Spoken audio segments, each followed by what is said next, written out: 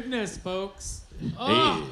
I am glistening right now. Are you glistening? Yes, the heat is destroying my skin. It's not destroying your skin. I think you're fine. You're fine. Your skin is glowing because it deserves a glow. When you have that glisten, like a wet fish in a pond, you know? Yeah. Oh, you had to say wet fish. Yeah, we like it. No, so something happened this weekend. What happened? During Jazz Fest, I was out at the Circle of Palms in front of the San Jose Museum of Art. Yes. Oh, this is Otto Walker, by the way. Oh, this is Mighty Mike Mcgee, by the way. Hi, everyone. Welcome to Off Night. Yes, welcome. That's Drunk Monk right behind us, everyone. Yeah. Kevin and Nick. Nick and Kevin. So I was down at the Circle of Palms in a booth typing up poems for people. Poems on demand. Poem typing. So people would come up to our booth. There were a bunch of booths, community booths, you know, out at the Circle of Palms as jazz was happening in the Plaza de Cesar Chavez. You can faintly hear it in the background. No, I don't know about faintly. Okay. Yeah, it was plenty loud. You can hear it loudly in the background. Yeah. But I was also typing, so it was good that there was something kind of helping cover up that typing noise. Yeah, I was writing you poems, could do it in a rhythm. And a buddy of mine came down from Fairfield. to hang out, right? That's north of Vallejo. That's north of Vallejo. Like, wow. I love geography lessons with Mr. Professor Otto Walker. Yeah, that's what I do. I'm Mr. Professor Honorable Dr. Walker. Every time I say Gilroy, he goes, "That's south of Morgan Hill." Yeah. So it's the southernmost of Morgan Hills. So my buddy Seth, if you're watching Seth, thanks. He brought me a gift of 2 minnows in a bag of water. What? Yeah, he brought me 2 minnows. Wait. So you're saying he traveled in a car? No, he traveled by Amtrak. Wait, he traveled by Amtrak? Yeah, there is no logic to any of this. This is a story from the 1800s. He went into, he was like getting on the train and he stopped in a bait shop to get something to drink and something to snack on the train, and also picked up a couple of bait fish. This is a story from the 18,000s. The 18,000s? Whatever. That's is it deep age? into the future, Otto. Yeah, something. I don't know. This is a future story. I don't know, man. I am clearly back to the future. Yeah. Anyhow. Yeah. Is that Mighty McFly? Would that be? Mighty McFly. Right. Anyhow. So I end up taking home, one, the fish sat out in the heat on that table in a bag of cold water for 4 hours. Oh. And they made it. They were fine. I get them home. I get them home, and long after mankind's reign is faded. Minnows will endure. Yeah, they will. Give it up for Jake, everybody. They won't. They won't endure. I got them on Saturday evening. I stopped by Grocery Outlet to say, I was like, "Do you guys sell fish food?" And the guy just looked at me as I'm holding fish, and he's like, "No." Wait, how big are these minnows? They're like this big. They're like they're itty bitty. They're tiny little babies. Wait, aren't minnows edible? Yes. Not those ones. Like, I'm not just gonna eat them. You didn't want to eat live minnows? No. So why did your friend... I'm confused. Why? So am I. I'm not here to give you reasons. I'm just telling you what happened. Anyhow, they died yesterday. Oh. Yeah. Well. I put them in a new container with fresh water. Oh. And I know why they died. Well, I can tell you why they died. Okay. Why do you think they died? The pH. Yes, well, turns out that orange sauce isn't safe for fish, you know? So you don't just pour orange sauce into a fish tank, folks. No. No, I read that you can feed them spirulina. You can feed them all sorts of things, because I was like, I'm going to order stuff on Amazon. I had a shopping list of like a little fish tank, a filter, gravel. You were hoping you would get more minnows. No, I was not hoping I'd get more minnows. I was just hoping these ones wouldn't die, because my friend... You know, it was just he went to a bait shop and got you some fish, Mike. Here you go. You know, I got you some fish. I wrapped them up in newspapers. And the problem is that he named them before I could, so I cared about them instantly. What? What did he name these fish? Terry and Jerry. Oh my God. And he said their pronouns were they. Oh they, my God. And so I was like, I have to take care of they. So T and J, you had to take care of. I had to take care of them, and I failed. They lasted 30 hours total. I think your friend set you up for failure, friend. He definitely set me up for some failure. For sure. Yeah. He went to a bait shop, number one, to get. But here's the thing: was I supposed to bury them or just flush them? You saute. Ooh. Okay. All right. You put those fish in the sauce. I actually thought about giving them to my cat. Your cat would love that. Your cat would love it. My cat might have enjoyed them, but I didn't know if they were toxic, if they had, maybe they died because they ate too much orange sauce or whatever, So I flushed them. Okay. Yeah, because I wanted it to be something where I'm like, I don't want to feel horrible about this. So that's sad for Xena, because Xena could have had like a good meal from this. I just don't think Xena would have actually eaten it. Xena has a hard time eating like wet food. Oh. So yeah, that's my cat, folks. Xena's amazing. She's a warrior princess. We have so much awesome show for you. Who here loves San Jose and the South Bay? Who loves it? Yes. That's what we like to hear. We like to remind people that we're the only regionally appreciative show. Yeah. Okay? We're the only show that comes in and be like, we love this specific area so much. Yeah. Very specific. We like this specific area. This area. We don't include Palo Alto. No, we're slightly above the knee. Palo Alto is over here somewhere. Yeah. Palo Alto, that's up in the shoulder. Yeah. No, we're not about Palo Alto. We're fine with EPA, East Palo Alto. They're fine. Yeah, EPA is dope. Yeah, I'm fine with East Palo Alto. Yeah. Find me in the scraper out there. That's what's up. But seriously though, we do love the South Bay, yeah. And so that's the whole purpose of Off Night it's just to showcase some of the amazing skills, some of the amazing talent, some of the amazing community that is fostered here throughout the South Bay area. That's right. We're a random $50 gift certificate to Target at work. Wait, hold on. What? You had 3 or 4 people that just said what? Look, okay. 3 or 4 people. So I know people who are employed, right? Like sometimes your boss gives you a random $50 gift certificate, and you're like, "Oh, that's what's up. I could use this." That's this show. Oh, everybody on the count of 3. Oh, all right. Yeah. 1, 2, 3. Oh. No, it makes sense now. Yeah.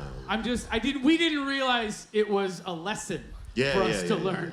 I tell allegories based on Target gift cards. Okay, that's fair. Who here likes Target?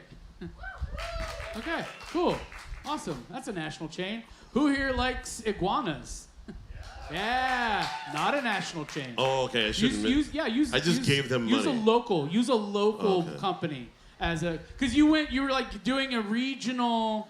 You're talking about this regional thing, and you used a national. You know what I mean? You know what I'm saying? All right, are we ready for this Jake situation? Yeah. So, folks, we do a little segment here to start off each show. Yeah. It is called Something's Off with Jake. Off. He's going to show us 3 news articles, news stories. He's going to put them on screen. We're going to read them. This one or that one. And we're going to find out. It's actually both, turns out. Yeah. And we're going to find out which one is a little off. Yeah. All right? Which one's not necessarily exactly true. All right? You can help us. You get to help. All right, first one. City Council may establish San Jose Power, potentially replacing PG&E for residents in select districts of San Jose. This is true. Select districts, though? That's a very good. Well, look at it this way. There are some districts that don't need power. Don't need it. No, it's not that they don't need power. It's just that they don't need. I don't know. Maybe there's a drain in certain areas. I don't know, dude. You know, wherever there's a target. I don't know about this one, dude. Yeah. It's in select districts. I think he's messing with us here. Okay, well, let's find out. Let's see what else he's got. So that's number 1, folks. Yeah. Number 1. Number 2, Santa Clara County Library District opens applications for the 2024-25 Poet Laureate, the county's 8th title holder. Oh. I don't think that's true either.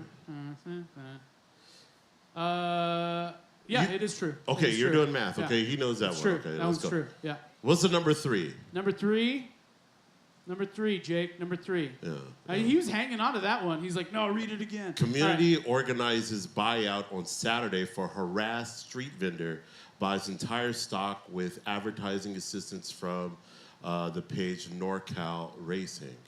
All right. Let's give it up for that. Community organizes buyout on Saturday for harassed street vendor. That's awesome. That's great. So this was this past Saturday?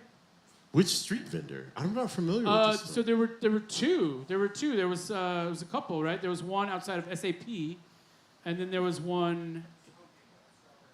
The strawberry guy from Home Depot. Strawberry guy from Home Depot. Okay. That was a security guard, right? That was a security guard kicking over. Yeah. Okay. But there's been like food vendors attacks that have been attacked. This is like the third or fourth one in the last year. Yeah. Who has time to attack a street vendor?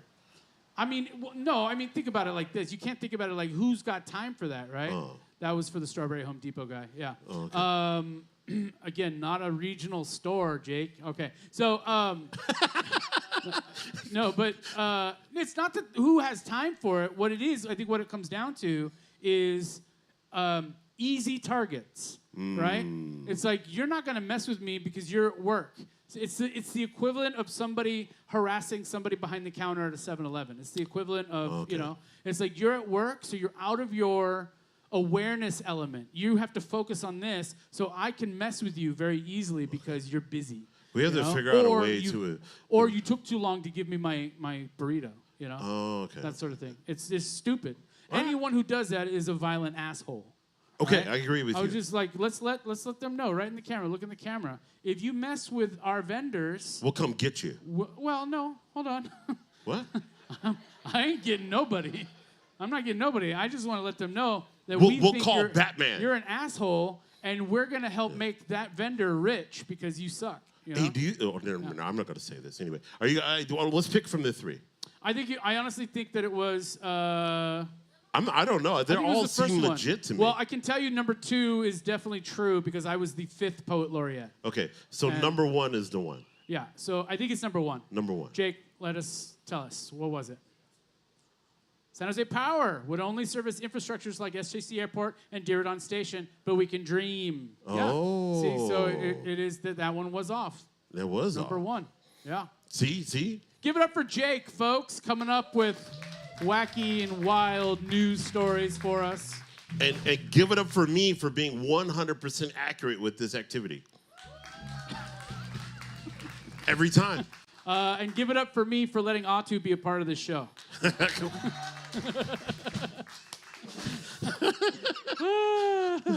All right, folks, our very first guest this evening is one of our favorite segments. We love him. We adore him. He is Mr. Downtown San Jose. Please welcome to the stage, Mr. Phil Maresca. Phil's 5 Free. Phil's 5 Free. You forgot your mic. Oh. I walked right by my microphone. Trade back. We're going to get in trouble with Greg. Okay, that's the one. No? Woohoo! Yeah, that's the one. Okay, guys. Yes. Just sorry, I'm a little. I got you my list really late. Jazz Festival weekend kind of wiped me out. Man, it wiped everybody out. Yeah. I see you're wearing your jazz I festival am wearing shirt. my jazzy shirt. Yeah. There you go. Very nice. Very nice. Are you a bowler by any chance? No. Okay. Oh, okay. No, this is kind of the vibe for the Yeah. for the cool. Yeah. jazz It looks weekend. awesome. You got to have a linen suit to go to Jazz Festival. A fully matching linen suit. They have to match. The best one was, did you see the watermelon guy? Yeah. Yeah, he had on a watermelon shirt like this and matching watermelon shorts. Yeah. And not just little watermelons. They were like big watermelons. Yeah. We want to let you know how juicy it is. Okay, so this week it was kind of easy for Phil's 5 because they're all on Thursday. Yeah. You know, I'm always surprised when I hear people say there's nothing to do, and I'm telling you, there's 5 things to do, at least 5 things to do this Thursday night. Ooh. So I'm going to list them out for you. Let's go. The first one, our friends at Content Magazine, they do a quarterly pickup party. And it's where you go pick up your magazine. Yeah. This is celebrating the Profiles issue 15.4. It's at the San Jose Museum of Art. And this is the content parties are kind of where the cultural community all gets together and they meet and drink and vibe a little bit. It's very cool parties. Yeah. Always love those parties. They're a lot of fun. Yeah. They are a lot of fun. And then right outside, right next door in the Circle of Palms, is City Dance, and they're doing their salsa night. That's always their biggest night. These City Dance are a nightly dance party with live music and free dance lessons. So if you go at 6, you get free salsa lessons, and then you can dance to the band from 7 o'clock on. That's amazing. That's awesome. Yeah. Their slogan, dance now, think later. Yeah, do that. Cool. Do more of Just that. Just dance. All right, and then on Thursday night, from 5 to 9, it's the Fabulous French Fry Festival at the Gordon Biersch Night Market.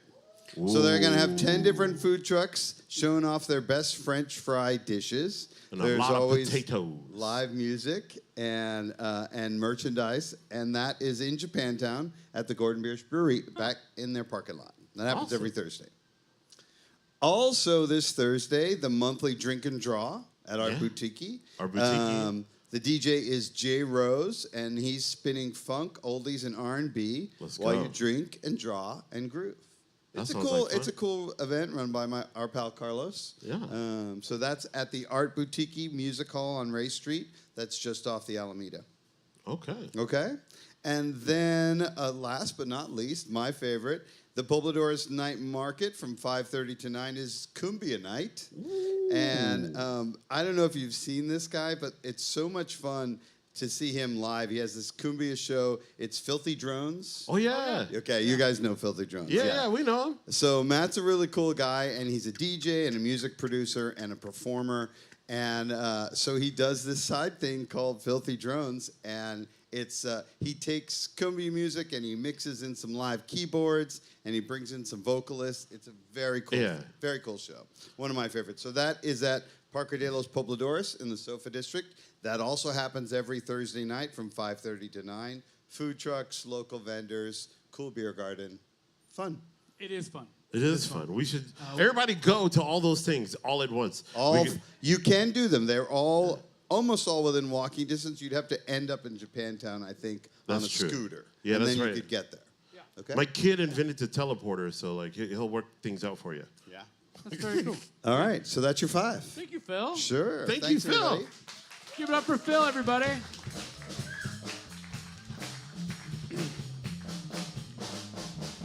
I love the fact that you could honestly say, oh, yeah, I found out about the Fabulous Fry Fest through Phil's 5 Free. That's a lot of F's. It is. Yeah, get effed. Am I right?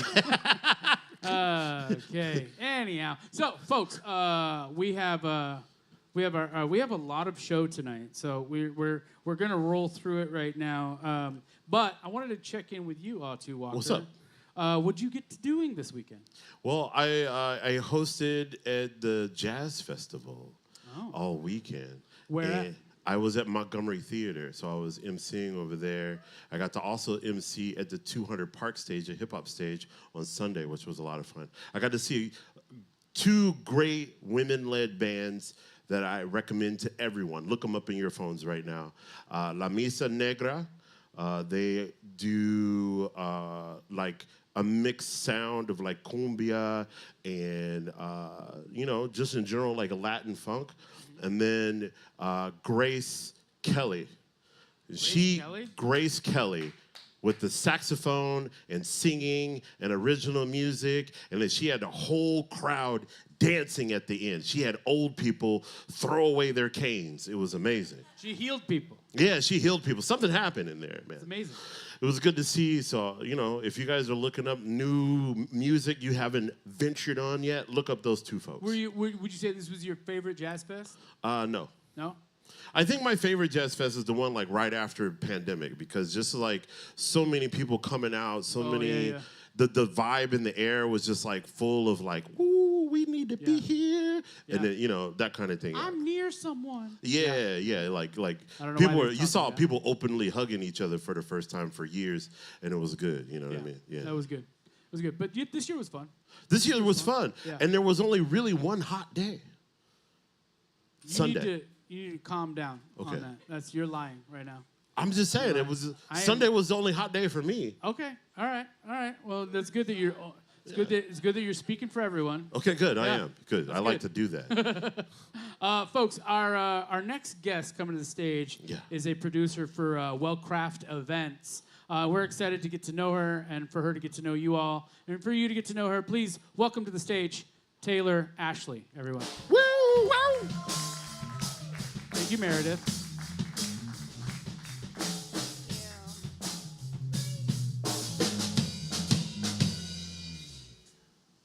Hello, Taylor. Hello, Mike. How are you? I'm doing well. I'm excited. I'm a little nervous, but we're here. Oh, there's don't be nothing to nervous. about. So Atu and I, we like to we're fools. You know what I mean? We're fools. We're fools for the fun stuff. Yeah. Okay. More F's. That's what my parents call me too at home. So I think. So I think I'll fit in for That's just fair. fine. That's fair.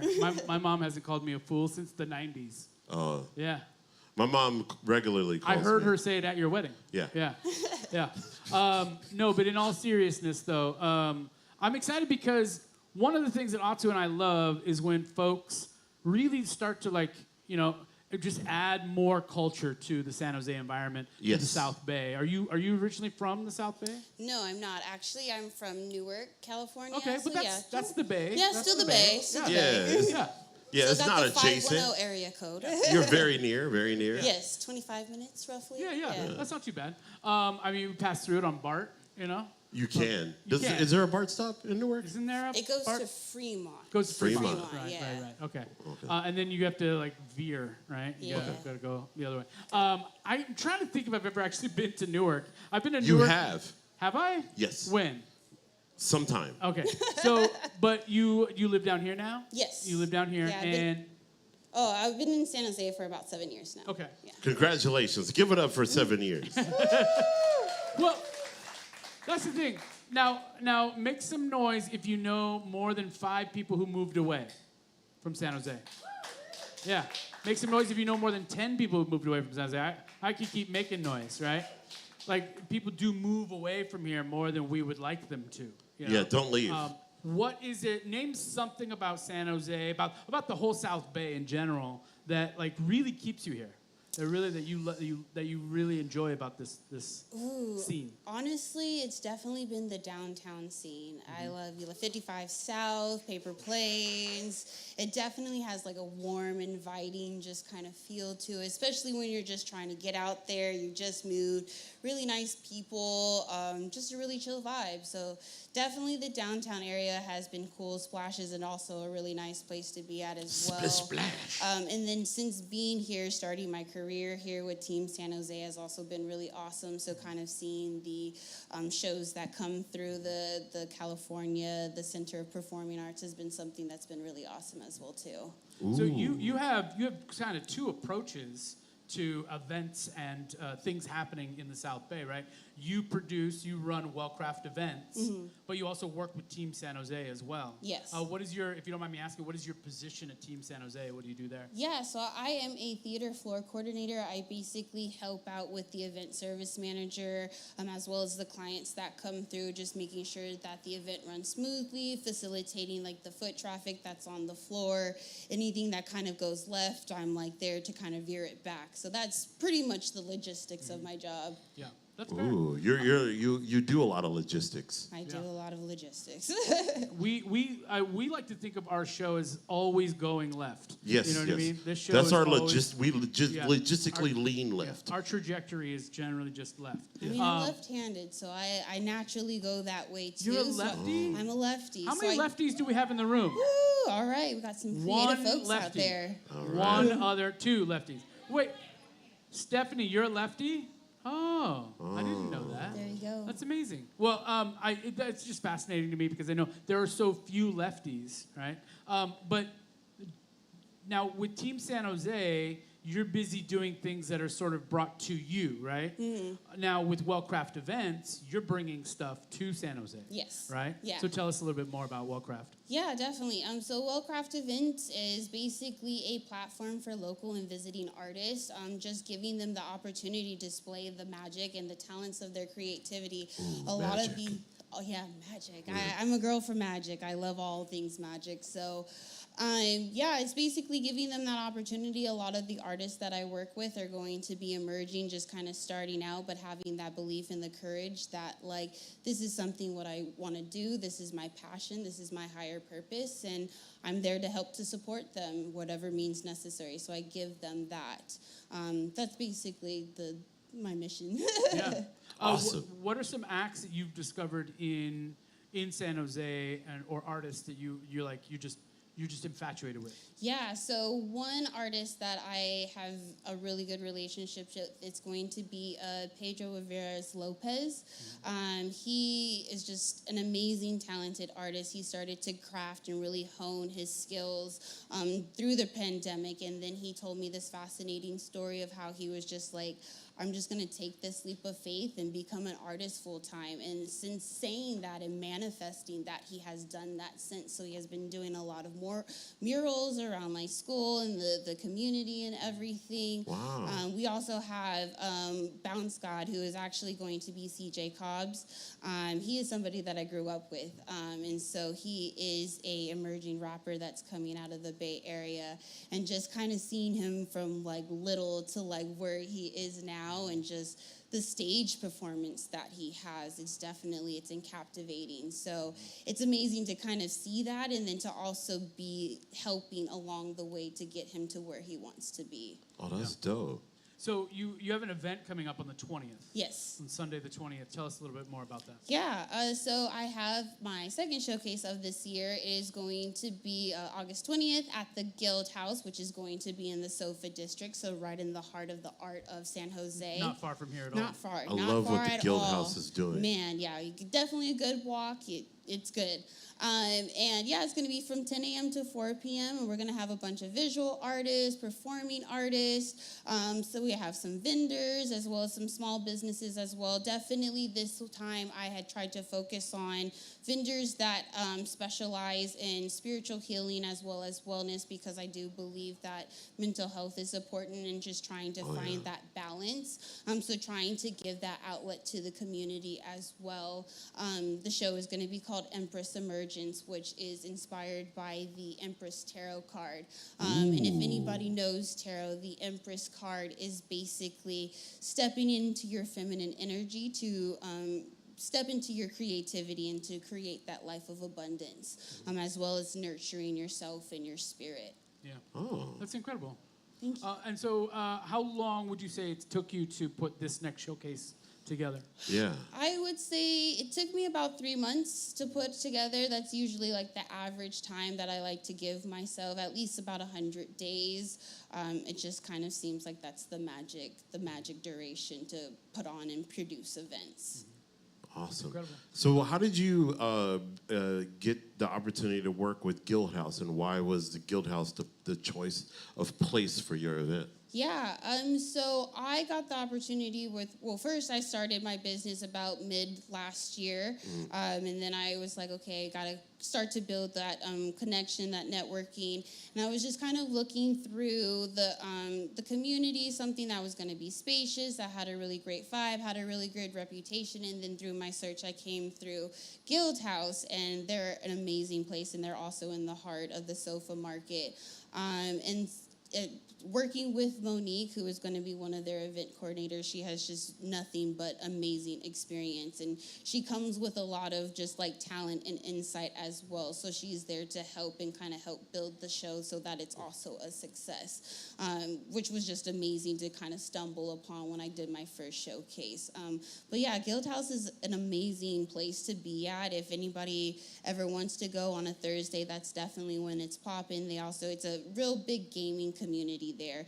So if you're into Dungeons and Dragons, or if you're into Mario or War of Warcraft, all the kind of gaming that you can think of, it's going to be there. And just the drinks are good, the food is good, the people are just really, really nice. I haven't been inside it yet. They have, I heard and I've tasted, they have their own homemade versions of Hot Pockets that are 50 billion times better than any Hot Pocket that you've ever had. Okay.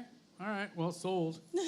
Sold. So will they be serving what they usually serve during your event? Yes, they will be. Yes, definitely. So you definitely want to grab one of those Hot Pockets for sure. So about how many artists and performers do you have lined up?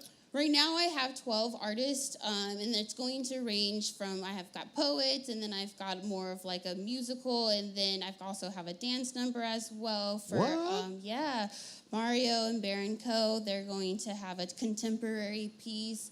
And then we've got Hotel Serenity, which is going to be kind of like an alternative rock band that's going to finish out. We're also featuring a fashion show. We have a local designer. Do you need more models? Because me and Mike are yes, definitely... Yes, we need more male models. That's absolutely. Wrap us in gold. We can hook that. I only have one male model. Okay. Really? So, yeah. And then the rest are all females. There's at least 2 or 3 people in here. I Phil alone. If anybody is ready to start their modeling career, this is your sign. Done deal. This is here. Well, there was a post on your Instagram, right? That even said, like, looking for models. Yes, right? yes, yeah. Welcoming all ages, all body types, all level of experience. It's just really inclusive. Like, we just want to bring in the community and have fun. Awesome. Jake, can we put up Taylor's info up on the screen? Website and the Instagram. Your Instagram handle is at Wellcraft Events. Wellcraft Events as well. Yeah. And so you can go to rawartists.com/San Jose or Wellcraft Events on Instagram. Taylor, we wish you all the best luck, and we look forward to showcase after showcase after showcase. Will you come back and let us know about the next one? Absolutely. Awesome. Yes. Thank you for having me. Of course. Really appreciate it. Thank you so much, Taylor. It's our pleasure. Folks, please give it up for Taylor Ashley.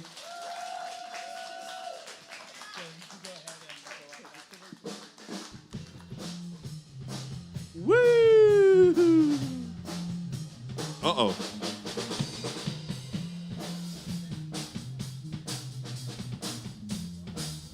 You're dancing.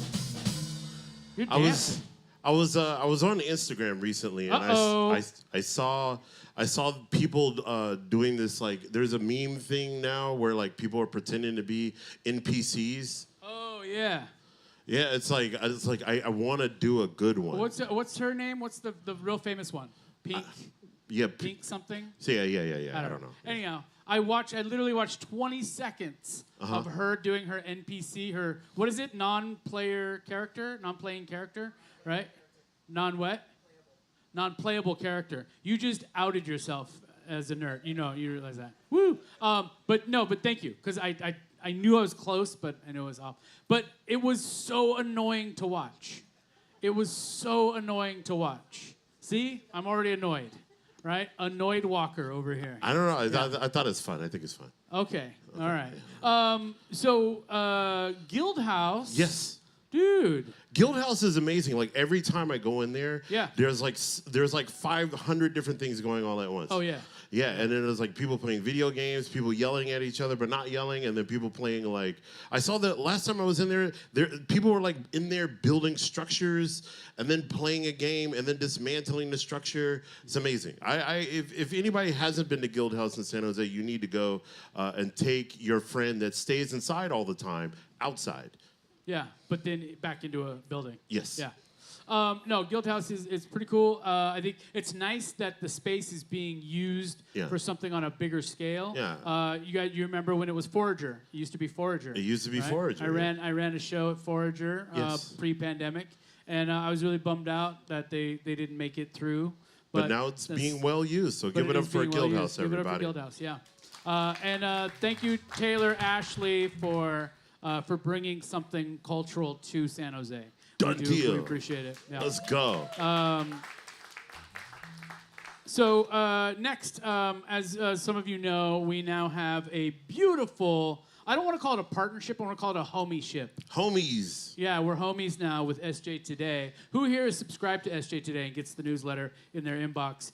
You really should. It's pretty awesome. It's a great way to find out more of what's going on in San Jose. And they have news stories too, so like you guys can find out about fun things that are happening, more details, things like that. Yep. And deals for various local businesses. That's true. Like that. Yeah. And so Allison, who is the city editor for SJ Today, she comes on and does a segment with us. And I told her, I was like, you don't have to come on every episode. You could also submit a video. And she made a video for us. Yeah, let's check it out. She made a video, so we're going to check it out right now. So everybody go ahead and tune in on the monitors right here. We'll watch Allison. I'm sorry that I couldn't be in the studio tonight, but I still have a lot of really exciting things to share with y'all today. For those of you who don't know who I am, my name is City Editor Allison. I am the editor for SJ Today. It's a newsletter that we started in February that talks about everything from arts and culture, to history, to local government, anything that happens within the Great 408, we probably have coverage on it. So definitely check us out at sjtoday.6amcity.com to see all of our coverage. Okay, so for stories that you may have missed, the ones that came out today, we have a story about if Barbie were to be computer engineer Barbie. If she were to live in the Silicon Valley, where would she live? What kind of place would she have? What would the dream house look like in San Jose? If you check that out, you'll see a really great spread of some luxury homes that are on sale right now in San Jose. Something else that we asked our readers and followers, and now all of you, is what is your San Jose life hack? What do you think is the biggest tip to navigating life in the Great 408? Whether it be grabbing a library card because you know all of the perks, or maybe it's finding parking at a certain parking lot for the Gordon Biersch night market that other people don't know about, and it's all free. Tell us what your San Jose life hack is, and we might feature you in an upcoming newsletter. Now, for events. Mike and Atu originally had me come on the show to talk about events, and here I am with 3 I'm really excited for. On Thursday, there's going to be a Berryessa night market, and their theme is Taco Night of Innovation. It starts from 5 and it goes till 9, and it's at the Garden of the Flea. It's free admission, but there is $5 parking. And there's going to be just a ton of food trucks there offering their type of versions of tacos. So get ready to munch on your favorite snack, because who doesn't love tacos? Next up, we also have the Weekend of Wheels. So this is happening not directly in San Jose, but at the Santa Clara Convention Center. It's happening from Friday through Sunday, and it's going to be a big exhibition of just so many different cars, vendors, celebrity signings. I heard there might be Fast and Furious stars there. You might be able to meet the Hot Wheels design team, everything cars.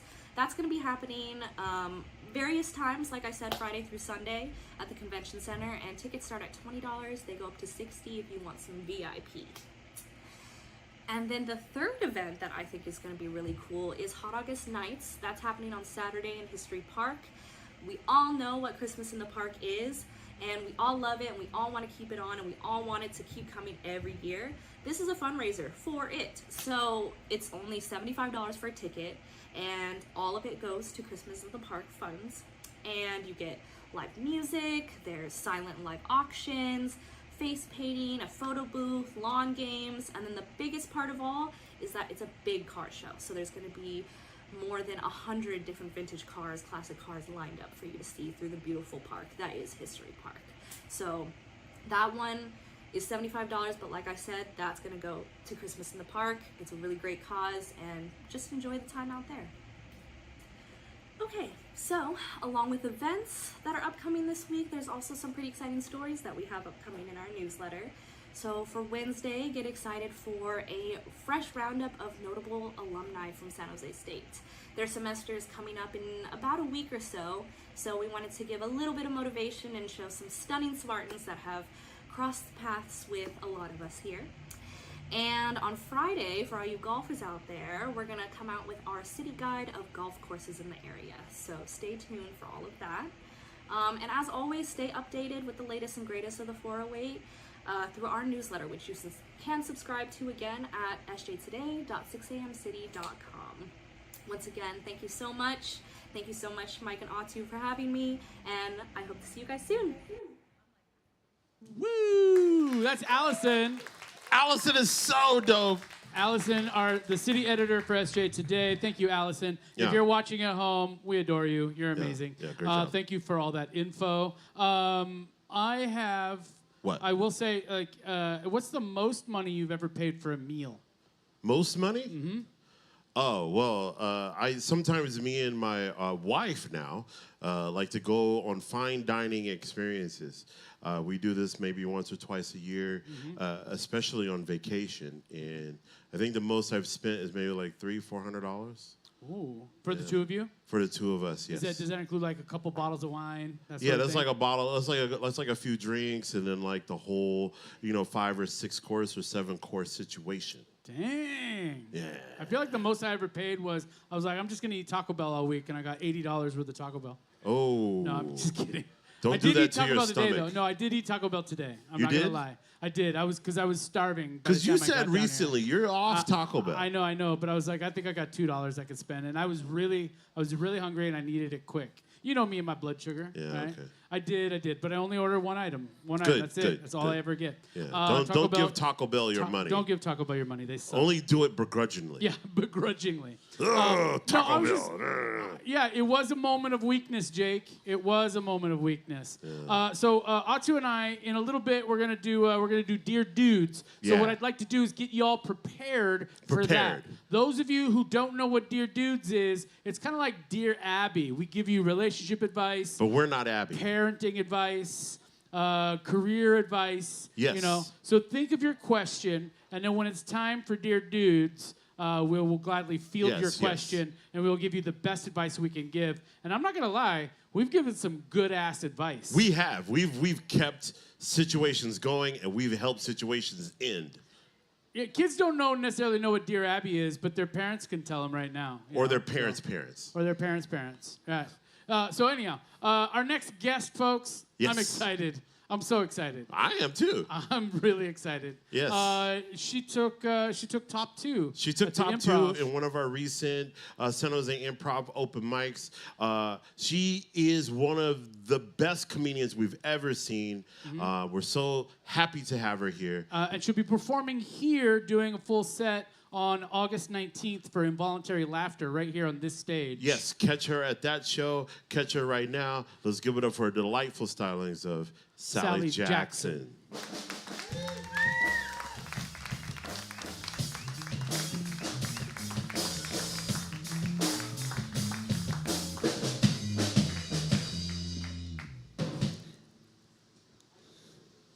I didn't know I was going to get a band behind me. That's really cool. Hi, y'all. How's your mama and them? That's Texas talk for aloha. We Texans pride ourselves on how nice we are. Our favorite phrase is, bless her heart. We can say the nastiest things about anybody and come out smelling like hickory smoked barbecue. Here comes Mary Ellen Sue Margaret. Oh, she is ugly. Ooh, her face looks like a big old elephant vagina, doesn't it? Bless her heart.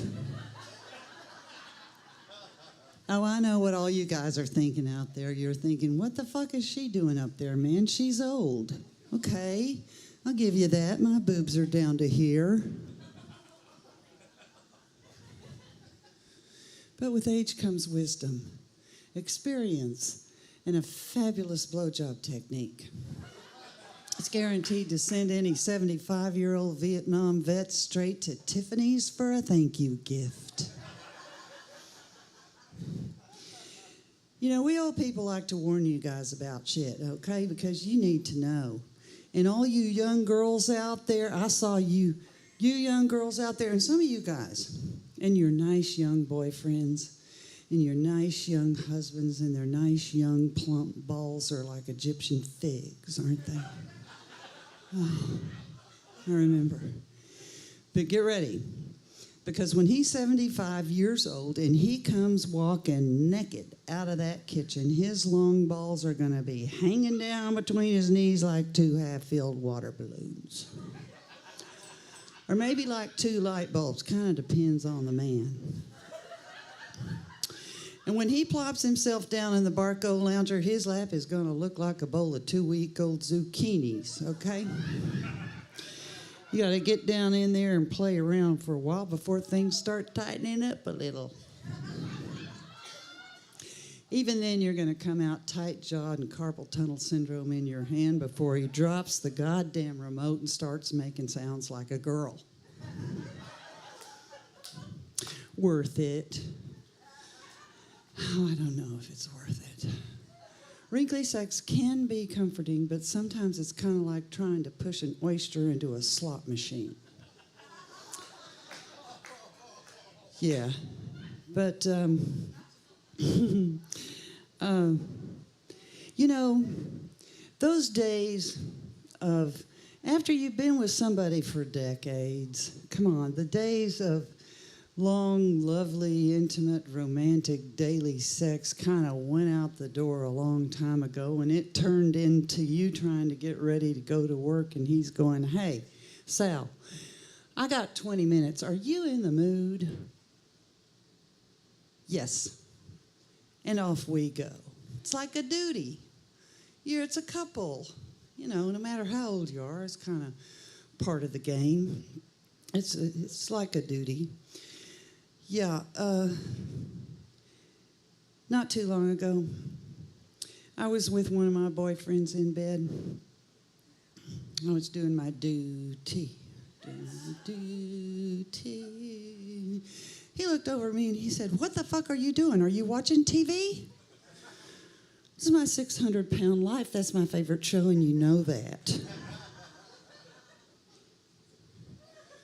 Burlington Coat Factory. You're going to like the way you look. Okay, that's 47 and a half minutes of my life I'm never going to get back. And then the very next morning, I'm sitting at the breakfast table. I'm minding my own business. I'm having my coffee and cigarette, and my boobs are hanging down over my stomach like two of those blue plastic poop bags from the dog park. And all of a sudden, I heard the soft pitter-patter of male bare feet sneaking up behind me on the linoleum floor. And everybody knows what that is, everybody. It's the morning boner.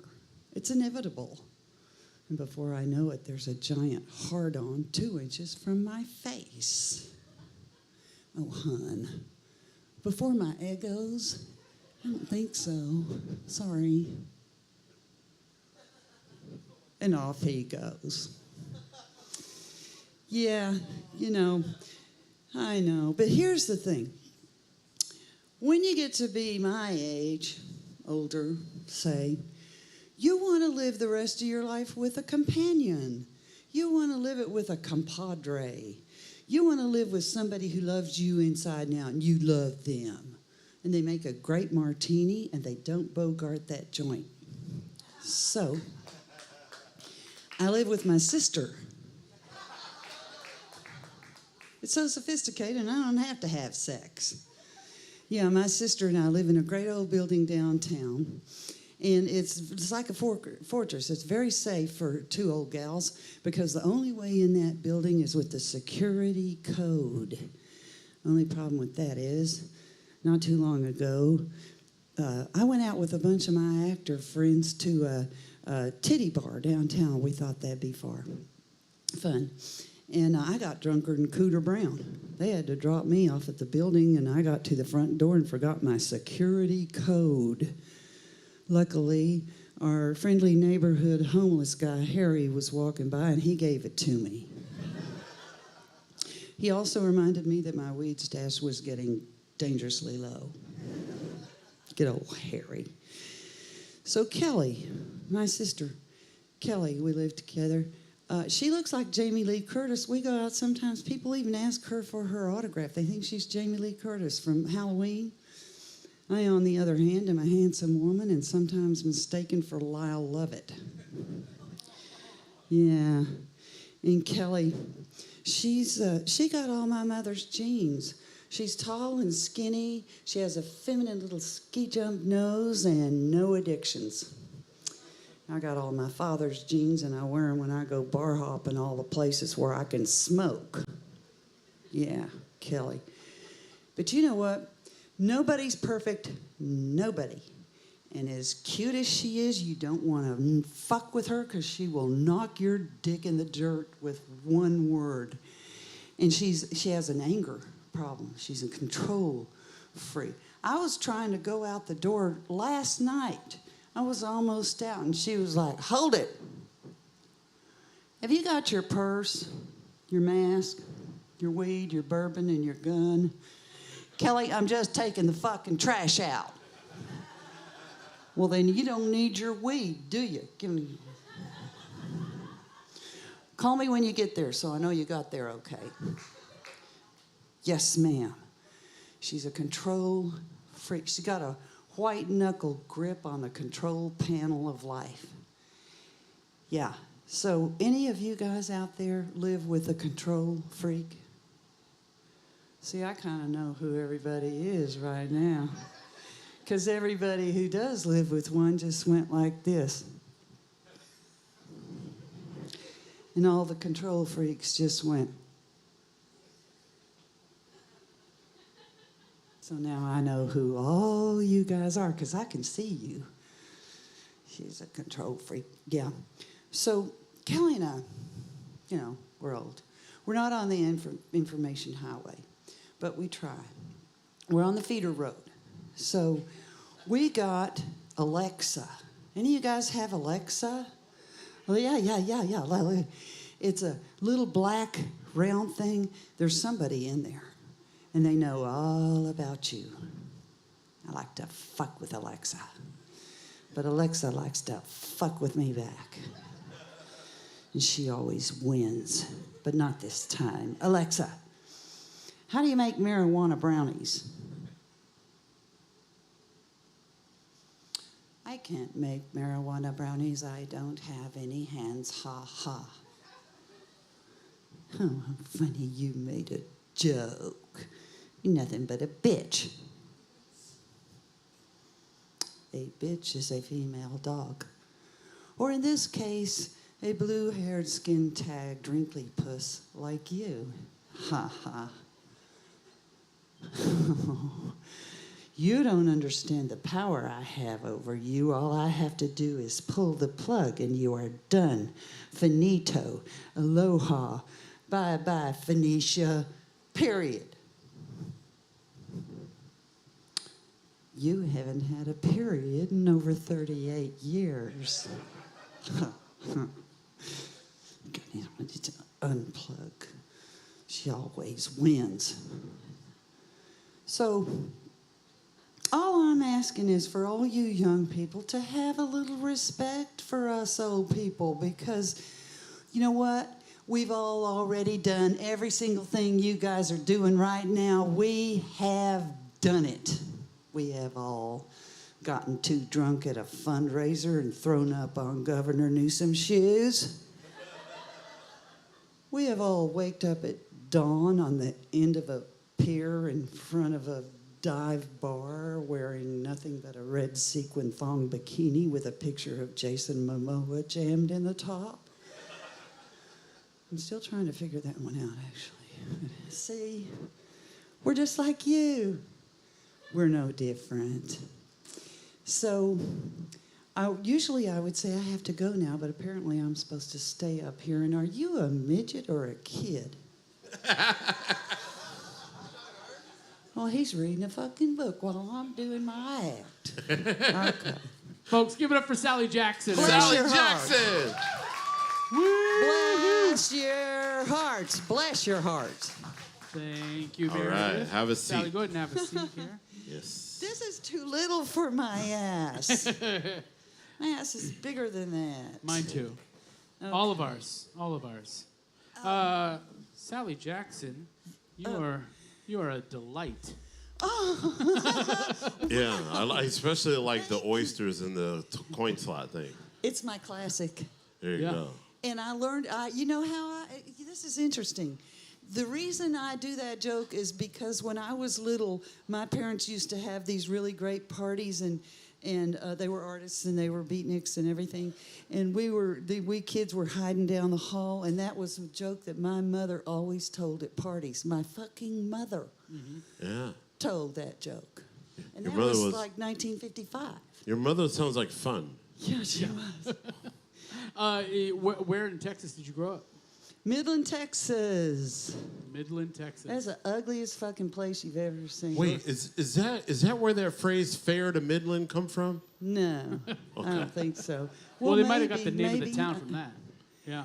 I don't know, but it's like 350 miles on the map. If you go, I have dyslexia, so I don't know. But if you go to the right, you get to Dallas, and 350 miles to the left is El Paso, and it's kind of in the bottom of the Panhandle. And the average temperature in Midland, Texas, for us growing up was 104 degrees.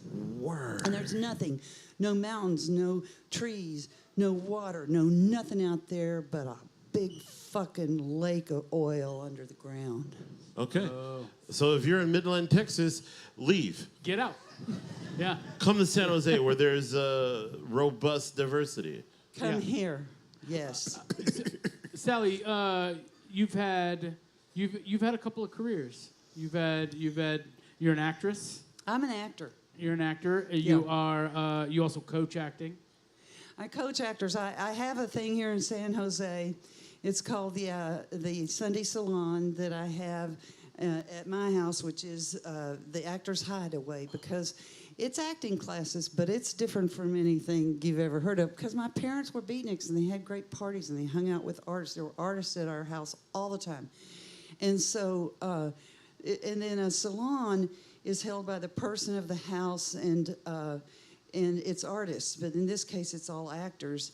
And there's a muse, like a mentor. I'm the muse mentor, and these actors in this place have been doing the kind of work you see on the best shows on Hulu. What are the other ones? Netflix, Amazon HBO. Prime, HBO. I mean, they are doing that kind of work, and it's just amazing. It's so fun.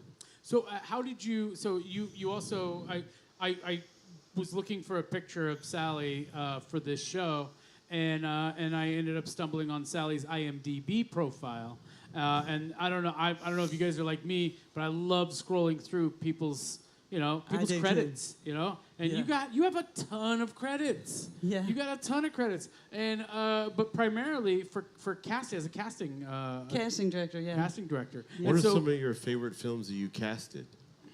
My favorite one, I don't know. None of you have heard of this because you're not old enough, but you have to be gay. If you're gay, you might have heard of it. Lust in the Dust. Oh. Lust in the Dust. Anyone? There you Lust go. in the Dust? If they gave Academy Awards for extras casting, I'd have got it for that one. Oh. Okay. And it was so much fun. I met Divine. I love Divine. We sat in front of his trailer all the time and talked, and I loved him because he said, Sal, I'm not Divine, but that's a character I thought of. And he had the cycle sluts, that would be in shows with him with the ballet, and they would have the hairy legs and the beards and everything. I was at the premiere of Pink Flamingos, by the way. Wow. And Divine said, I love Divine. I'm not Divine. I'm not like that. But she made me rich and famous. And for that, I will always love her. That's what's up. Yeah. Isn't that cool? Yeah. There's a John Waters quote about Divine that I absolutely love. What? And it's something along the lines of, beauty should be something that you've never seen before, that you can't take your eyes off of, and that's Divine. Wow. Right? Yeah. Actually, wasn't Divine featured in a recent documentary about Studio 54? Well, she was there. He was there. He would say, I'm a he. I am not he was not a tranny. Okay. He was a cross-dresser, basically. But he was gay. Yeah. But you know what I mean? There's a difference. Yeah. Sure. Yeah. Yeah, everybody has their own place in this world, and we're thankful that Divine was here. Oh, yeah, I loved him. I had such a great time with him. You also you did casting for Natural Born Killers. Natural Born Killers. What is the process of casting like for someone who may not know that what's required of it?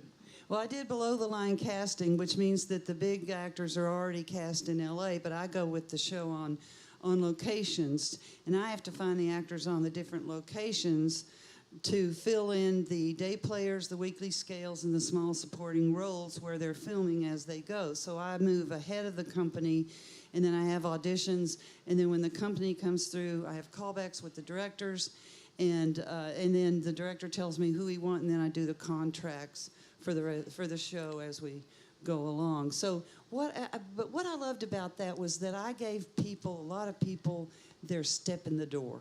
Mm-hmm. It was like they're in all these, and by the way, everywhere you go in America, and I've been to Medellin Falls, Washington, to Maine, a toxic mine in Arizona, Texas, Louisiana, Portland. I mean, I've been everywhere with these big, huge, giant companies, major motion pictures, casting 20, 40, 60 of these small contract players in all these different locations. There's great actors everywhere. And they're just as good as the ones you see all the time on these great shows. And you think, oh my God, these people are amazing. They're amazing. And they are. But the only difference between them and the people in my tribe that I've created is that my tribe, these people haven't got their foot in the door yet. They haven't got the agent. They haven't got the manager or anybody that's been able to open those doors for them.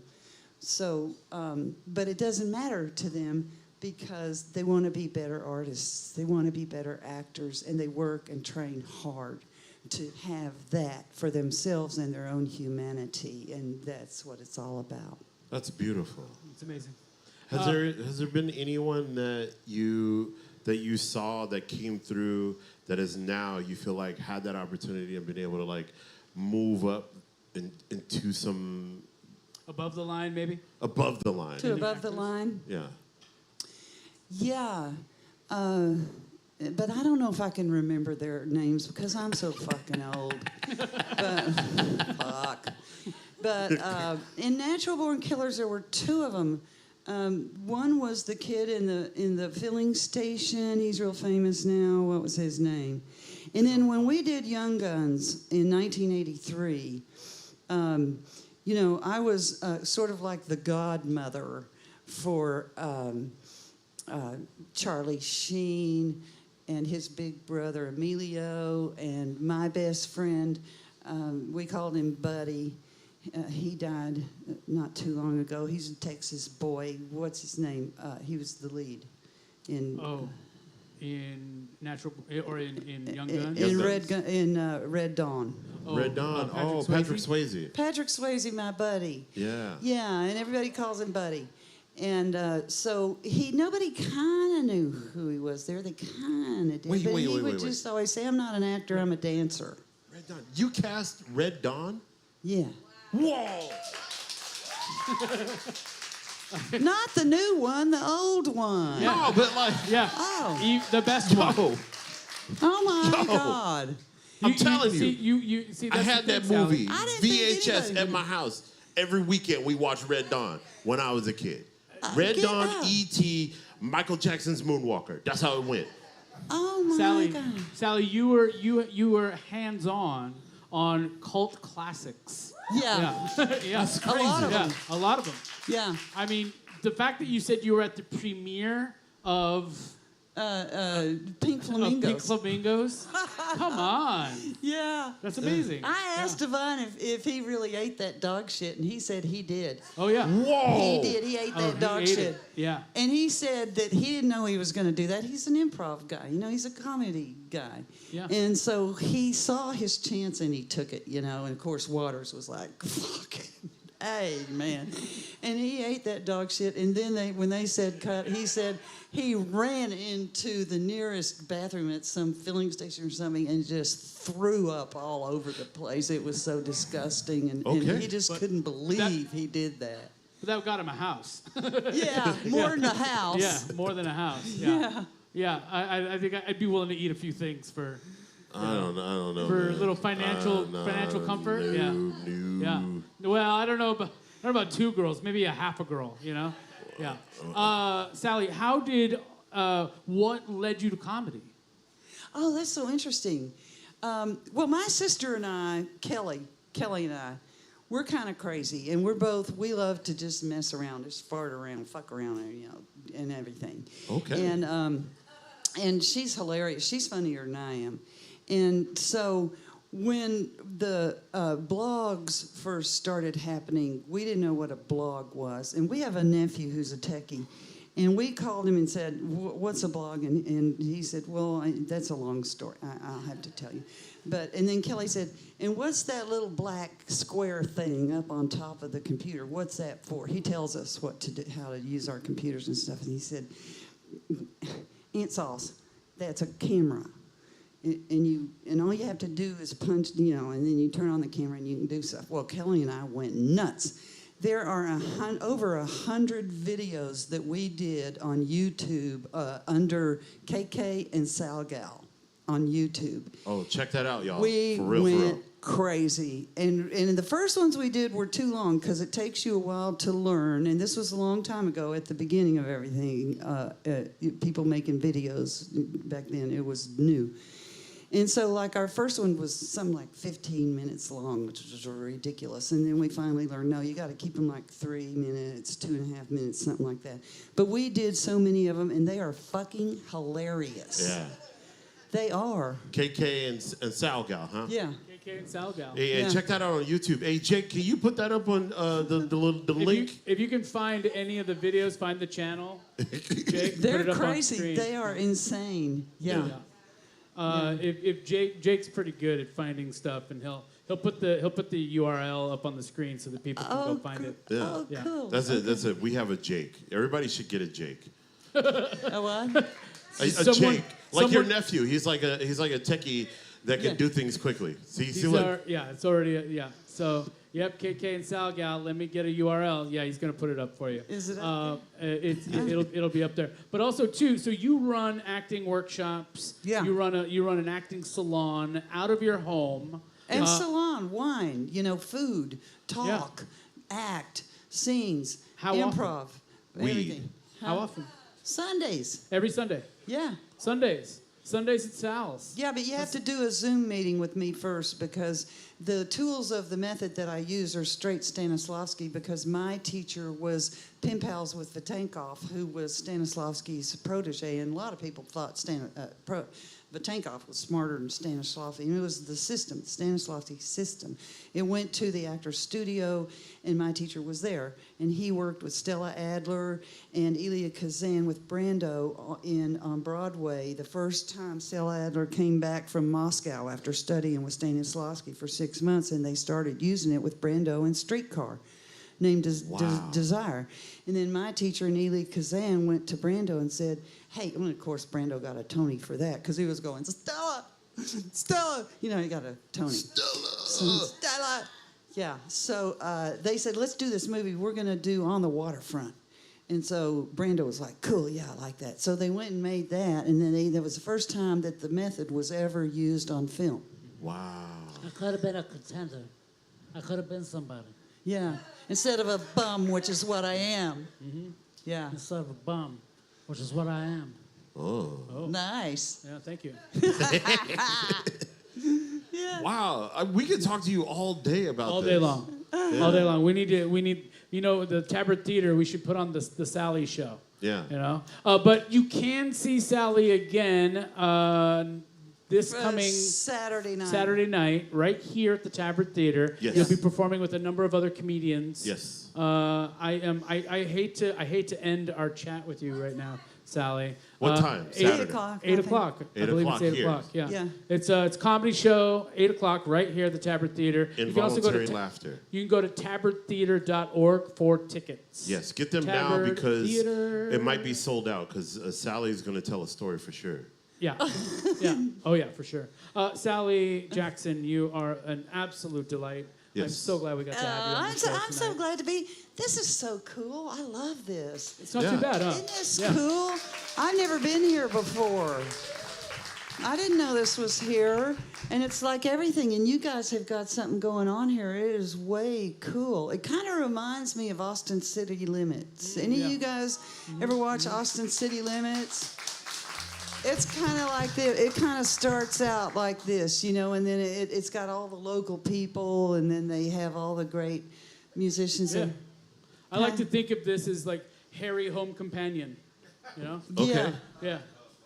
It was just a bad joke. It was a bad joke. Yeah, well, It works. It works. Yeah. Sally Jackson, you are a delight. You are incredible. Folks, please give it up for Sally. Sally Here, let me give you a Jackson. hand. Thank you, guys. Thank you. I'll take your mic for you. It's okay. So are we. Boom. Woo! Well, we're having a lot of fun, Mr. Mighty Mike Mcgee. Yeah, I'm having a dang good time, Dang good time. Dang good time. I hope you guys prepared your questions because we got me and this guy are ready for Dear Dudes. We're ready for some Dear Dudes. Now, Yes. in a moment, I just want our next act to be ready All right, because in a moment we're going to call you up on stage to get your instruments in hand. Yes. All right, but not just yet. Not just yet. All right. Yeah. So. Check them out. Check them out. Check them out. Check. So here's what we need. Here's what we need. So, yes. Dear Dudes, this is our segment where we offer free advice. Free advice for a charge. Right. Free advice for a charge. Yeah. Yeah. Free 99. Yeah. No, we offer free advice on any topic. Any topic. Now, if it's a topic that we shouldn't be talking about, or we don't know, we'll tell you. We just don't know. Or we'll make something up. Yeah. So you are more than welcome. If you don't want to, if you don't want to say it out loud, we can come to the audience so that you're not on camera. We won't put you on camera. Yeah. But maybe Meredith can give someone a microphone if they raise their hand. All right. Okay. So does anybody here want advice on any topic? You have a question. You have a pregunta. You need answered now. Anybody? Oh, we got one over here. There we go. One over good, here. Good. All right. This one should be. I'm scared. This should be good. This should be real good. All right. What's up? Hi guys, my name's Carr. What up, Carr? And my question tonight is, what do you do when you walk in bright and early to your job and they tell you, "Here's your last check. You're gone." Ooh. Okay. I would say that first. Kind of happened to me recently. It kind of happened to you, definitely. Yeah. That same situation happened to me recently. So how did you handle it? Okay, so this is the thing. The HR lady set up a meeting for me, and then she didn't tell me what the meeting was for.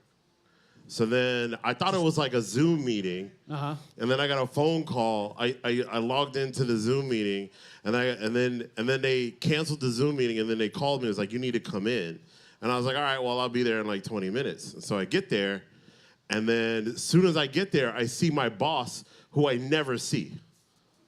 And you're like, uh-oh. And I was like, why is my boss here? I've never actually seen my boss in person at work. So then they said, hey, let's go into this other room. And then I immediately knew. Anytime they're like, hey, let's go into this other room off to the side. Hey, let's get private. Yeah, let's have a little private. Them HR discussions is brutal. But I like to do this thing where I pretend like I'm clairvoyant. Yeah. And I wanted to get that meeting over as quickly as possible. So I said, y'all firing me? And it was like, no, it's not like that. We had to let you go because of reasons other than you being calm fired. down. You're flooding everyone with detail, Atu. Okay. So they told me they were restructuring. And so then I was like, all right, that's fine. And then, we went over all the details for everything, but it's a nerve-wracking situation, so I understand. I feel bad. So I would... No. Yeah. Give it up. Wait, hold up. Carr, are those CDs? Okay, Oh. wait. I have to take a survey now. Raise your hand if you can play a CD. Anyone? Oh! Right. Okay, all right. There you go. All right. There you go. Well, so I was just trying to help you know who to go to. There you go. Carr. But I will say this. My advice, if somebody like lets you go and they give you your last check, don't go to a show and sell CDs to, no, I'm just kidding. No. But what I would recommend is always ask why. Always ask why, because if they have a legitimate reason for letting you go, that is a learning lesson, right? That is a lesson for you to learn from, right? If they don't have a legitimate reason and they're just trying to they're just messing with you because for whatever reason they can't tell you the reason why, then it's probably because they're just trying to save money. Yeah. Honestly, they're probably just trying to save money, and that's an opportunity for you to go, I need a job where they're not going to let me go to save money. Yeah. You know what I'm saying? And it's time to step up, right? Brush up that resume or avoid the business world altogether. Start your own business. And start your own business, right? Yeah. Which is what you're doing, right? So, yeah. Plus, if they fired you for a wild reason, you could take them to the Better Business Bureau for big bucks. Yeah. Or the EEOC, actually, if you need wrongful termination is something that you can definitely sue for. And wage stuff is something you could definitely sue for, too. For sure. Yeah. All right. Does that answer your question enough for tonight, Carr? Okay.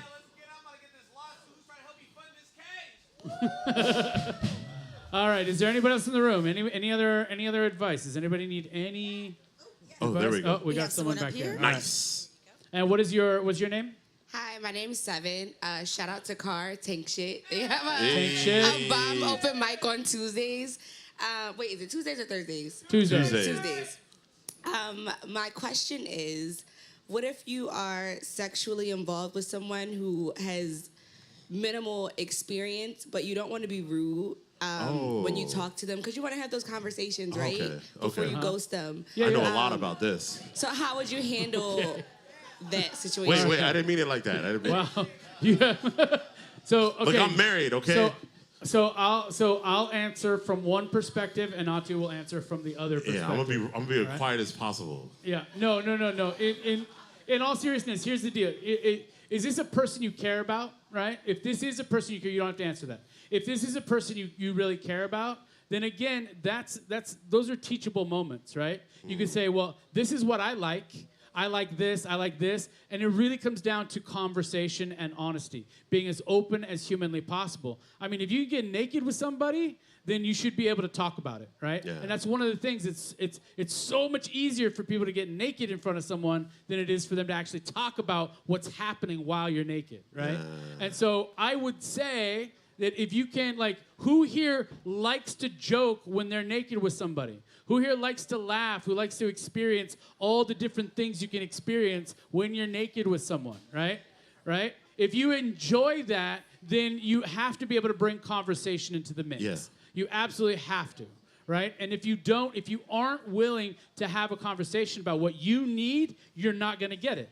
You're simply not going to get what you need physically, right?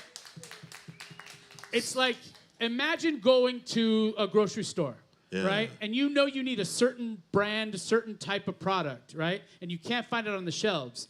And you go up to the cashier, and the cashier should know what it is, and you're like, hey, I need, it's like... I need a jar of pickles. It's a jar. It's a food that's in a jar, and it's salty, and it's, that's it. But that's all I'm comfortable telling you.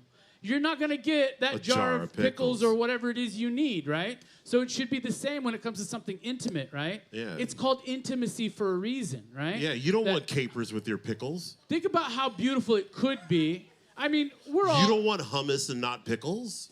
Everyone is a little uncomfortable with intimacy, right? Everyone is a little bit uncomfortable with it. It's either something that's very physical or something that's very emotional, right? And if you don't like combining the two, then you have to pick someone else who also doesn't like combining the two, right? You have to find somebody that's going to match with you as best as possible. See eye to eye or see mouth to mouth, ear to ear, right? Yeah.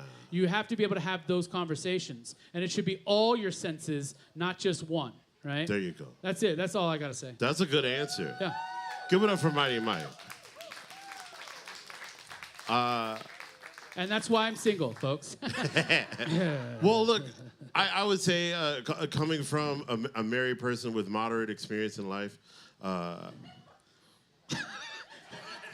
No, they were right to giggle. Okay, yeah. So what I've learned is I like to have the conversation before the thing, the first time. Mostly because for me, I'm the type of person...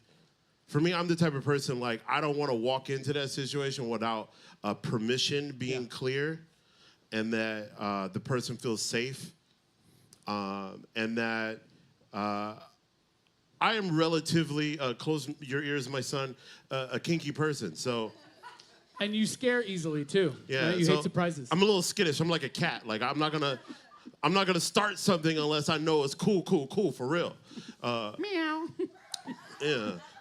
So I say that to say that Mcgee is right when the eye contact is super important in intimacy in general.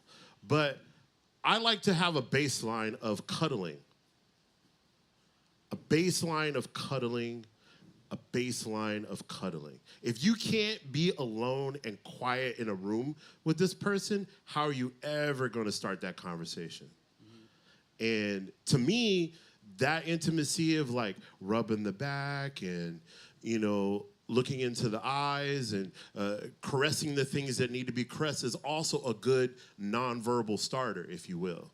And if you're trying to What? If you want to coach somebody into the things that you like, you're going to have to show them first. And you got to look at the moment, too. I agree with everything Atu is saying. But you also have to, in the moment, you also have to, you have to look at it like it's a trade-off, right? Especially if it's going to turn into a relationship. It's got to be a trade-off, right? Like, you might teach them something physically that they've never done before, and they'll find out they're really good at it, and you benefit. It's a boon for both of you, right? Right? Yeah. But they're going to teach you things, too. Yeah. You didn't know you liked, that you didn't know you wanted, right? Exactly. And some of that might just be like, they make better eggs than you do. This is true. Like, it's going to be, like, that's the beauty of a relationship, right? Yeah. Is that you get to trade off all sorts of different things. It doesn't just have to be in the bedroom, right? But sometimes it's chemistry. It's just like baking a pie. Like, you got to start with the crust, and you gotta love the crust of a motherfucker in order to get to the inside. You know? Dang, I don't know why that kind of grossed me out a little bit. You know what I mean? Yeah, fuck the shit out of that pie. Well, I don't know. We're 2 for 2 on food metaphors in this one. Yes, we are, Jake. Thank you for pointing that out. Should we go 3 for 3? Yeah. Let me tell you guys about bananas. All right, we'll take one more question. Yeah, but first, before we do that, I'd like to invite the band to come on up on stage right now. Where is you two can take a break. Give it up for Drunk Monk, folks. Drunk Monk. All right. Okay, all right, good. We got one more. One more. Hi, friends. Hello. Hi, Fran. Hello. What is your name? Kasela. Hi, Give it up for Kasela, everybody. We already knew that. Oh, yeah. Thank you for your question, by the way. Yeah, that was a good one. That was a very good question, I will say. Yeah.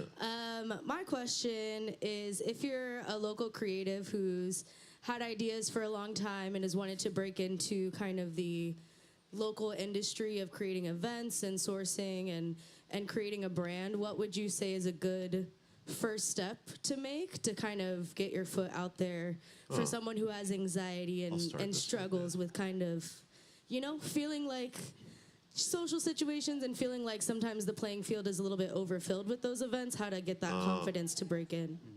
One of the things that I did when I first started doing comedy, especially when I first started doing comedy, is like I went to all the comedy events that were in San Jose at the time. And I talked to the producers of those events. And I had conversations with them. I said, hey, how do you run your shows? What's the scene like? What's going on? Because, like, part of the process is, like, you got to do your research in order to be unique. Or you got to do your research in order to find your vision even, too, of, like, what exactly you want to do. I think it's harder to determine that if you haven't seen what the scene has to offer. And so I did that. I got my boots on the ground. I was unemployed at the time, and so I got to see everything because I had the time for it. Some of the stuff I don't remember because I was drunk half the time, but it was good. But my recommendation is to do that. Like, if you're going to start an event, go to as many events as you possibly can to see how people run things and look at what works and look at what doesn't work, because every event has its problems, and some producers are great at no one ever seeing the problem, and you want to be that producer. You want to be the producer who's like able to everyone enjoy the situation, and those like little things that you need to work on, you can change or adapt on site as you go. But that comes with experience as well. But the last thing I would say is go for it no matter what. Your question is in regard to, like, in terms of being a performer or being somebody who puts on events? Both? Okay. So my recommendation is this. One, you ever watch, like worst ever auditions on, like, America's Got Talent or, whatever? Good. Like, I love watching those because it's so cringe, And I feel bad for those performers because for some reason, some of them really truly believe that they're very talented people and that they deserve a shot, right? And those producers have to say no, like, no, you don't have talent, and cut through, all these people who don't have talent. So when it's your turn when you want to do something, you want to step forward, and you want to perform, you want to put on a show, you got to ask the people who will give you what you need to hear, not what you want to hear, right? You 100%. Have those people. We all have those people in our lives, right?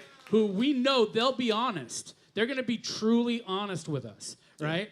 And you got to ask them. You got to say, like, was that really good? I do poetry, right? Poetry is my life. I love poetry. And so if I ask a friend, like, what'd you think of that poem?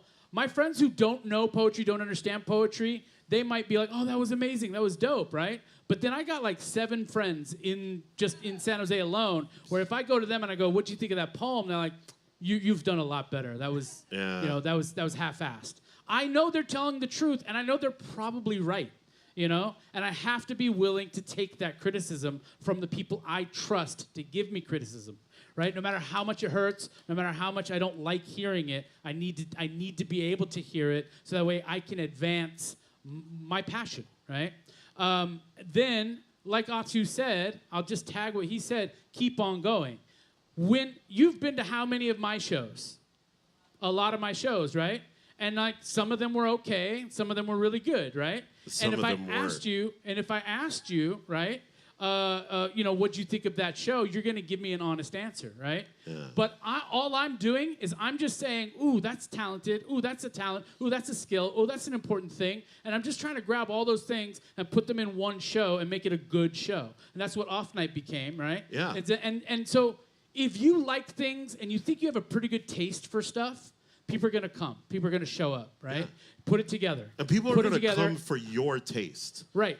Put it together because you believe in those performers. You believe in the event that you are crafting, that you're putting together. Phil Maresca knows, right? Yeah. He believes in the performers that he's putting together for his events, right? Yeah. And that's it. That's it. If you believe in the talent you're booking, people will show up. 100% of the time. People will show up. And if you believe in this show, but still, they'll show up. And if you believe in your own talent, no matter what it is, everyone here has a talent. Everybody here has something that they're good at. And I believe in the advice that Erykah Badu gave, do what comes easiest to you. And you'll have fun. Sure, yeah. Or make eggs and pie and have lots of sex, Whoa. There's that too. Or make incense. Kasela, I believe in you. You're a very talented human being. You're an incredible singer. And I know that you have a knowledge of what's going on in the community to put together something that people will really receive. And I think they'll receive it well. So just keep it up. Just keep it going. And we can't wait to see what you make. And just tap guys like us who are like, we'll help, Yeah. I'll volunteer. I'll sell tickets, Yeah. That's it. I think that's it for Dear Dudes, folks. If you have advice that you would like, you can also follow us on Instagram, Off Night Show at Off Night Show on Instagram, and you can ask us DMs, and then we'll answer it on the next episode. That's 100% if you want to stay anonymous as well. Yeah. So if you have an anonymous question, folks, I think we're ready. You guys ready? Yeah. You guys look at how cool they look. I feel like we're being backed up smooth. I feel like we're being backed up by Huey Lewis right now. Ooh. Yeah. And the news. I am so excited, folks. These gentlemen won the Youth Battle of the Bands at the Milpitas Library last month. And for very good reason. They're going to do a couple of songs for you, and then we'll come back up and chat with them, and then they'll close it out with another song. I'm excited. I hope you enjoy it. Please welcome to the stage the Estranged Individuals. Estranged Individuals! Trying to live in the past, in a second made of glass, with things are real and the emotions that you feel are true. I know everything's the same. In the end, I still won't change. Everything's gonna be the same until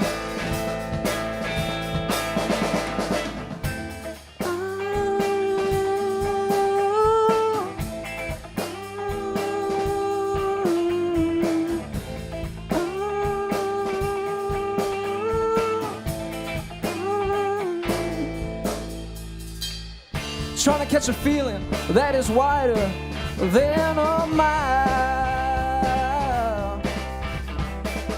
You know I'd do anything to catch a glimpse of your vintage style. Baby, I know my sky ain't blue when I I'm living in a world without. The moon is hot as it's shining. It don't matter when you're here. 'Cause in that time there's nothing to fear except losing touch of the things I hold near.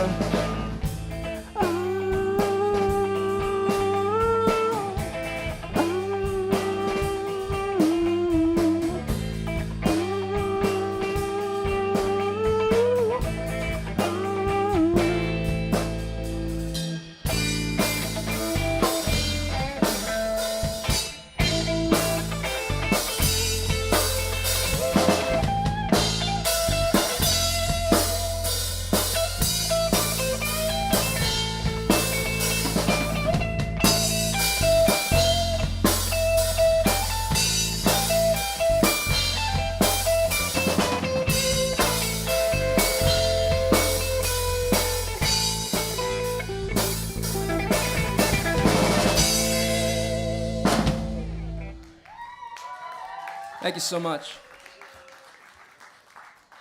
That song was called Audrey. And this next one we got for you guys is called Somewheres. Hope you enjoy.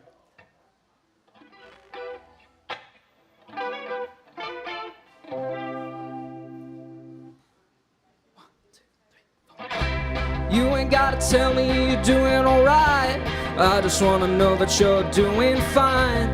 Baby, this love ain't gotta go both ways. No, no, no.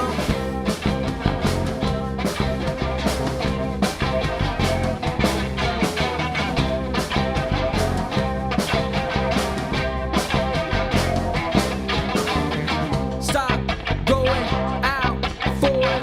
You ain't gonna find yourself there. Stop going out for it. You're only gonna find yourself there. I need you there.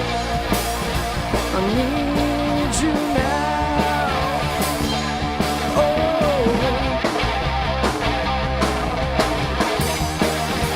I need you there.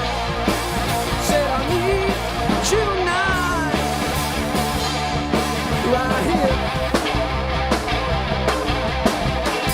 I ran out the door before my feet hit the floor.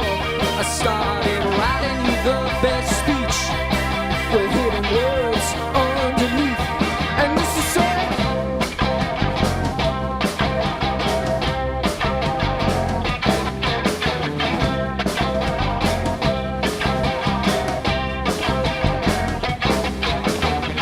Stop going out for it. You ain't gonna find yourself there.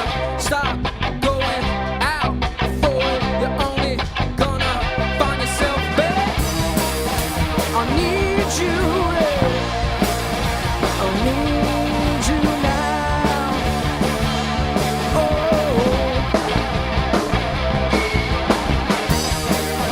I need you there. She said I need you now.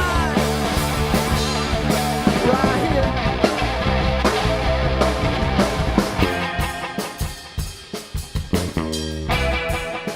And this is where I tell you no, I know, no, you're leaving, but I don't hear you breathing. I can't see what's behind those panes of glass that you look past. Oh, I know, no, you're leaving, but baby, can't you see what you ain't see? Yeah, what happened so fast? It ain't meant to last.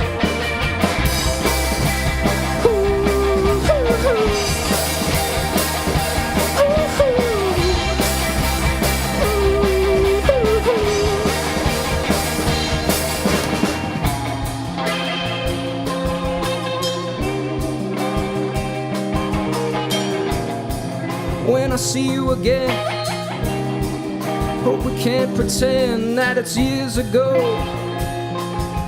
and this town had snow. The skies ripped open. When I see your eyes, I can't realize that it's only you.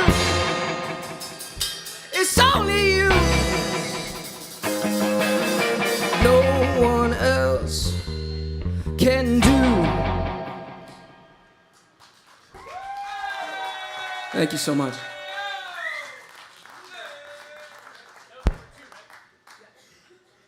Folks, give it up one more time for Estranged Individuals.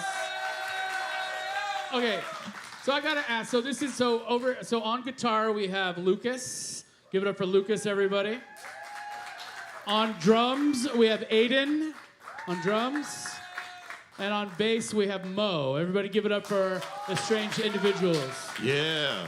So I gotta ask. You have a microphone, so I'll be the mic guy for you guys. But I wanted to ask you guys, what sorts of acts do you listen to on a regular? Like, who's on your playlist right now?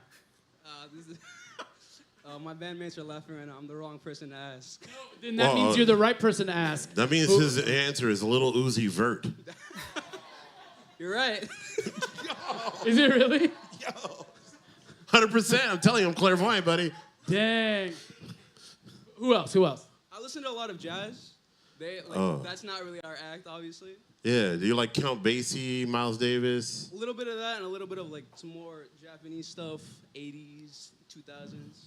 That's getting really popular again right now, huh? Like that 80s Japanese jazz, right? Is getting huge right now. It's like I'm constantly being recommended on Spotify for Japanese jazz, and I'm listening to like 80s pop, you know? And it's like, no, you need to listen to culture, you son of a bitch, you know?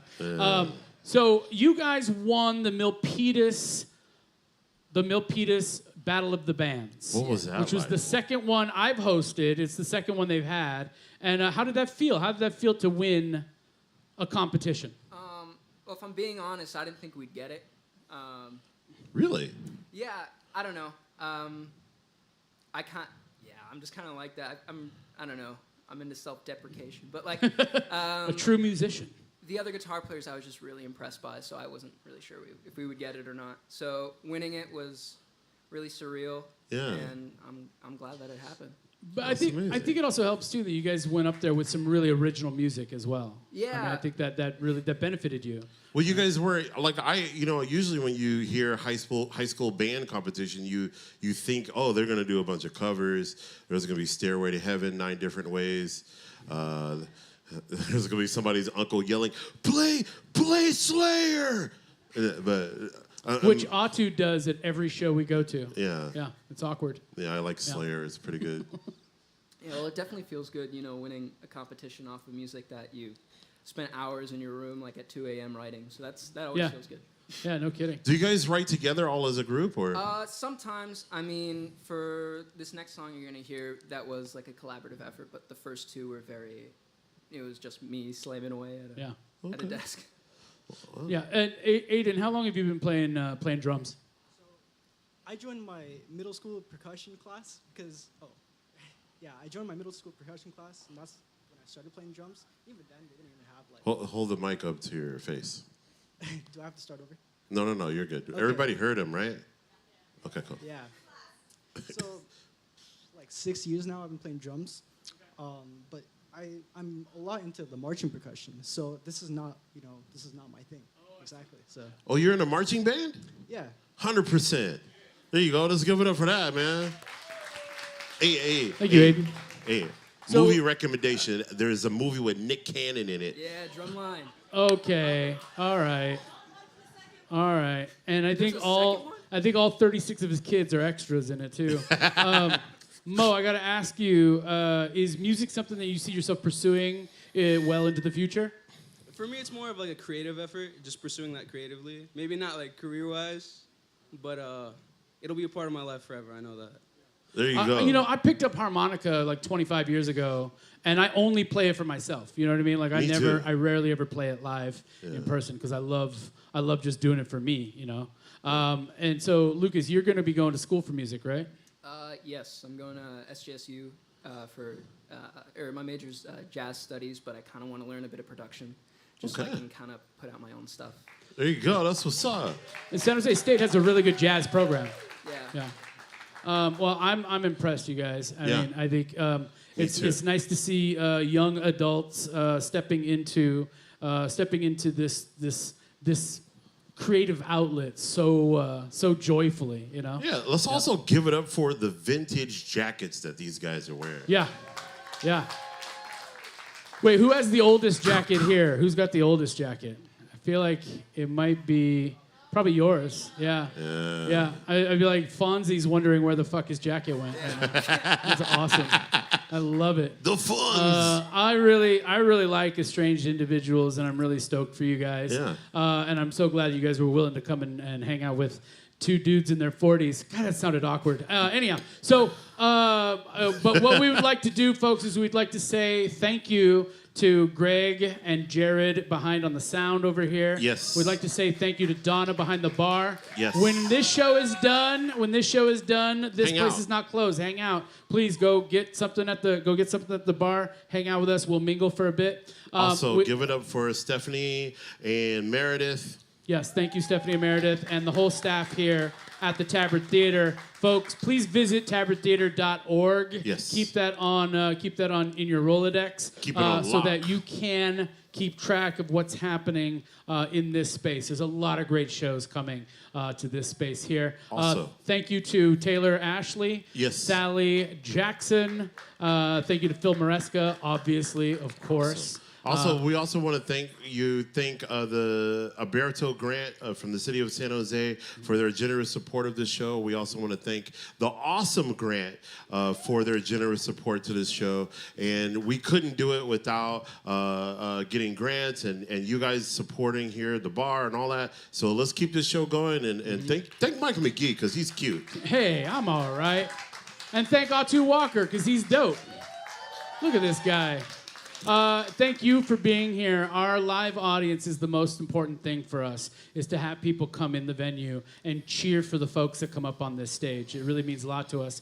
But we would be remiss if we didn't thank our house band, Drunk Monk, for being here every Monday. Killing it. Just killing it. We love Drunk Monk with all of our hearts. And we'll be back next Monday, folks. Yeah. Please, one more time, give it up for Estranged Individuals.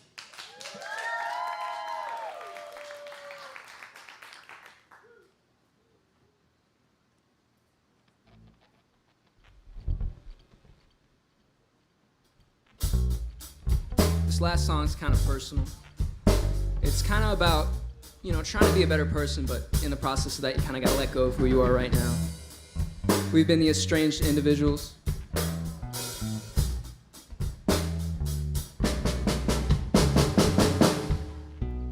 Good night. Saturdays call for the latter day. I've come to enjoy that sound the whole day around. These clouds fall and I remain, but not in pain.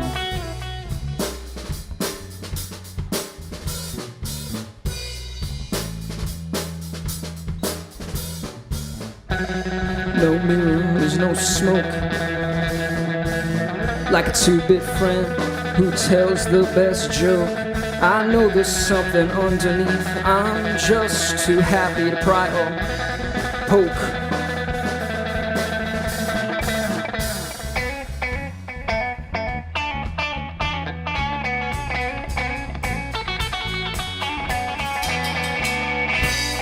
I'd never frown, life never got me down, unlike the sad clown. I can be grinning from ear to ear.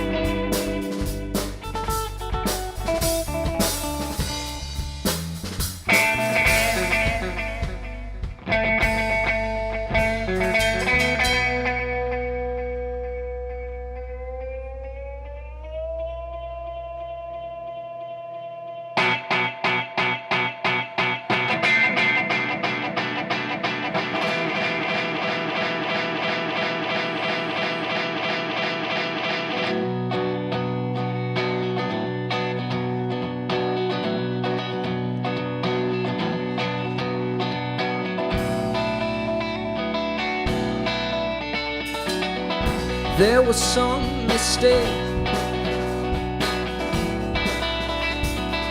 even with the signs on the road. couldn't tell you what it was. Now I've got nowhere to go. Running around in the dark of mind. In these walls I feel freedom. It's hard to find.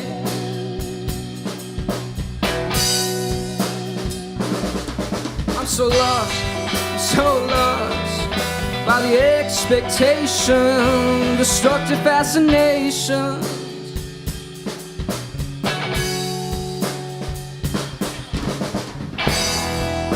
I love not to care, hate when I'm not there. I know it ain't fair, I'm just trying for me. I'm pulling through and I feel like I've got my own mind again. What's the time again? I've got opinions, got no bills. I'm just living for the thrill of no free will. Will you?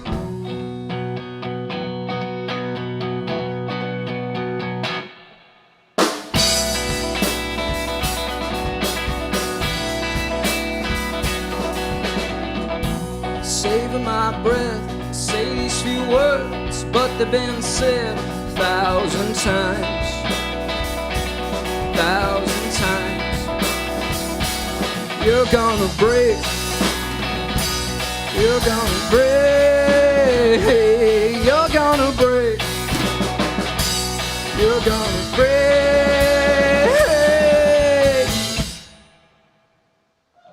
Thank you so much.